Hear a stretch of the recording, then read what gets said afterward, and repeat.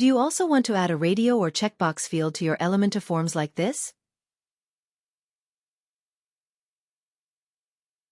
After activating Cool FormKit, navigate to Elementor section.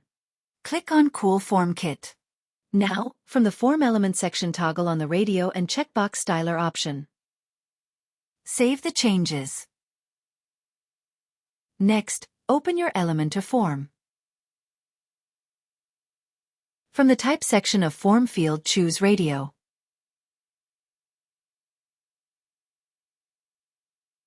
Enter the options list. Choose the preferred style and adjust the size of your checkboxes.